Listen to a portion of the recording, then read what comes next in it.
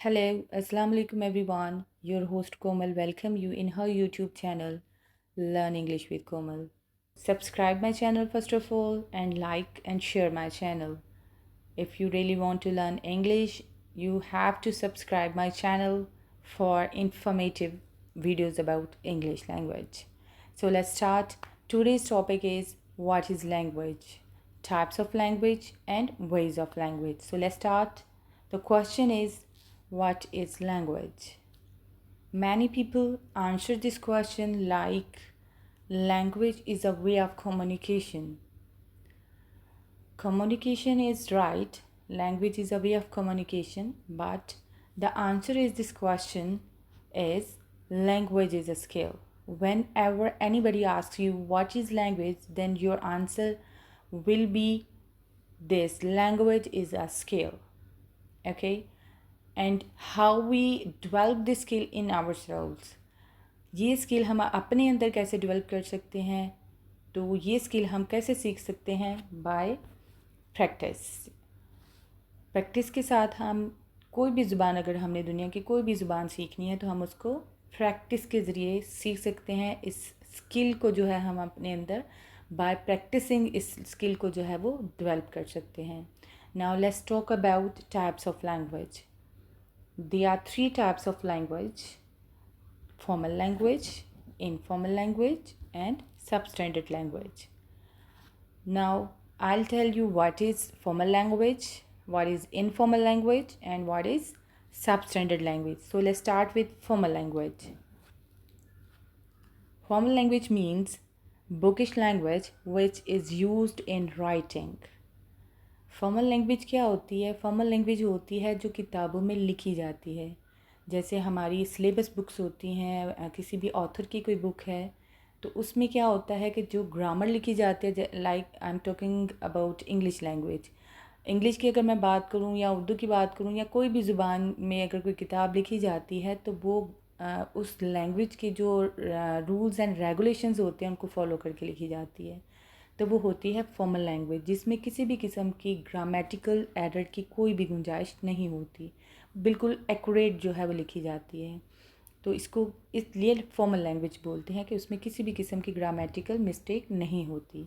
Now let's talk about informal language. Informal language means street language which we use to communicate with our friends. अब informal language क्या है? Informal language है जो हमारी बातचीत में आती है, स्पीकिंग में आती है। इनफॉर्मल लैंग्वेज मीन्स वो वाली ज़ुबान जो हम आपस में बातचीत करने के लिए यूज़ करते हैं। तो ये स्पीकिंग के लिए यूज़ होती है और इसमें हल्का फुल्के से कहीं छोटे मोटे जो है वो ग्रामेटिकल एरर जो होते हैं वो मौजूद होते हैं। Now let's talk about the third one and that is substandard language. Substandard language is actually a wrong language where we don't care about grammar rules or other things when we communicate with others. Substandard language जो होती है ये actually एक wrong language है जिसका हमें use जो है वो नहीं करना चाहिए। इसमें क्या होता है कि इसमें बात करते हुए हम किसी भी किस्म के ग्रामर रूल को फॉलो नहीं करते।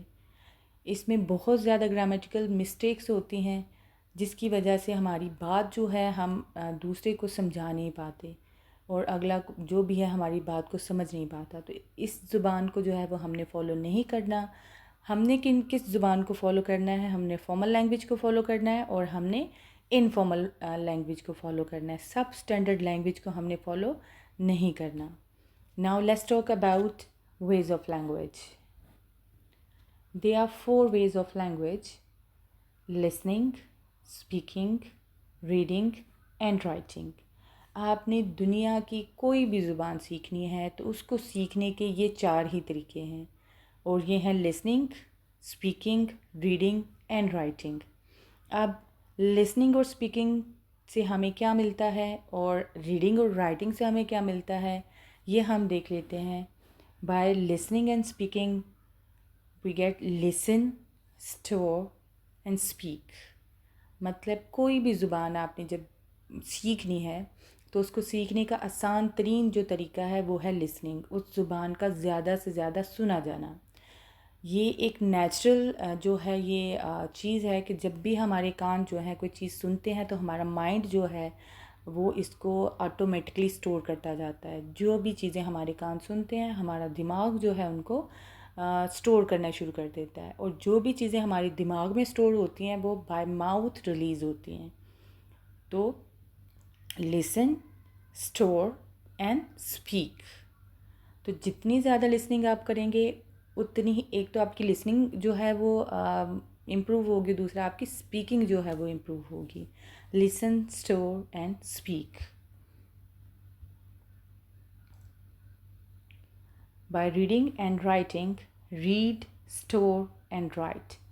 रीडिंग कैसे की जाती है? रीडिंग करने का जो रूल है वो ये है कि जब भी आप रीडिंग करें तो आपकी आवाज़ इतनी ऊंची होनी चाहिए कि आपके कानों तक आपकी आवाज़ जानी चाहिए।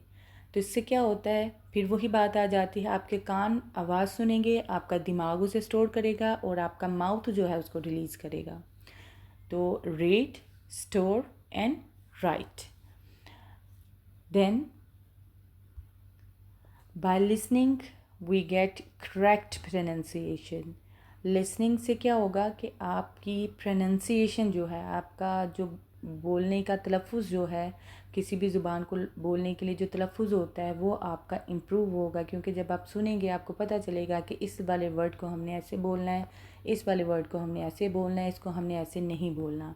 तो बाय लिसनिंग क्या होता है कि आपकी जो प्रोनाउंसिएशन है वो इम्प्रूव होती है, आपकी वोकैबुलरी इम्प्रूव होती है, कि आपको पता चलता है कि इस वर्ड का मतलब क्या है। जैसे अगर आप लिसनिंग कर रहे हैं, कोई भी ऐसा वर्ड आ गया जो आपने पहले नहीं सुना, आप डिक्शनरी से कंसल्ट करते हैं, डिक्शनरी आपको उसका मतलब देती है, तो आपकी वोकैबुलरी में जो है वो इजाफ़ा होता है, मतलब वर्ड्स मीनिंग में इजाफ़ा होता है। By speaking we get fluency.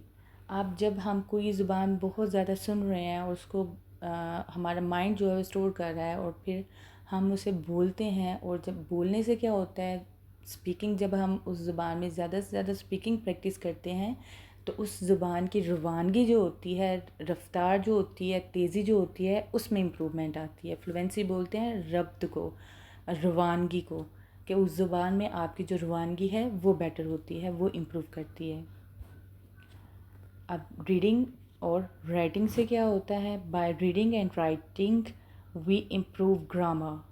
अब रीडिंग और राइटिंग से हम क्या इम्प्रूव करते हैं? ग्रामर। हमें पता चलता है कि इज़ेमर कहाँ पे लगाना है, हमें पता चलता है कि वर्ब 1 कहाँ पे लगाना है, वर्ब 2 कहाँ पे लगाना है, वर्ब 3 कहाँ पे लगाना है, हमें पता चलता है कि आईएनजी फॉर्म को हमने कहाँ पे लगाना है। तो ये कैसे होता है? By reading and writing. और रीडिंग और राइटिंग से हम क्या इम्प्रूव करते हैं? By reading we improve vocabulary as well. कि जैसे आप कुछ भी रीड कर रहे हो, वहाँ पे भी जैसे लिसनिंग में होता है, आप सुन रहे हैं और सुन के आप अपनी वोकैबुलरी इम्प्रूव कर रहे हैं, ऐसे ही रीडिंग में, रीडिंग करते हुए अगर कोई ऐसा वर्ड आपके सामने आ गया जिसको आपने पहले कभी भी नहीं पढ़ा हुआ या आपने सुना हुआ, तो फिर आप उसको डिक्शनरी से कंसल्ट करेंगे और वो आपको उसका मतलब देगी, तो इस तरह आपकी वोकैबुलरी जो है वो इम्प्रूव होगी। And fluency. रीडिंग से क्या होता है कि रीडिंग से हमारी जो है वो फ्लुएंसी जो है वो भी इम्प्रूव होती है। जैसे स्पीकिंग से हमारी फ्लुएंसी इम्प्रूव होती है, ऐसे ही रीडिंग से भी हमारी फ्लुएंसी जो है वो इम्प्रूव होती है। क्योंकि हम जब रीडिंग करते हैं तो वो भी हम बोल के करते हैं, बाय स्पीकिंग करते हैं, ऊंची आवाज़ में करते हैं। रीडिंग से भी हमारी जो है वो लैंग्वेज की फ्लुएंसी जो है, जो भी आप ज़ुबान सीख रहे हैं उसमें की जो रब्त है, उसकी जो रवानगी है, उसमें इम्प्रूवमेंट आती है। I hope you find this lesson interesting and informative. For more informative videos, subscribe my channel and turn on the notification, and don't forget to give a thumbs up of this video. Thank you. We'll see you in next video inshallah. Till then, bye bye.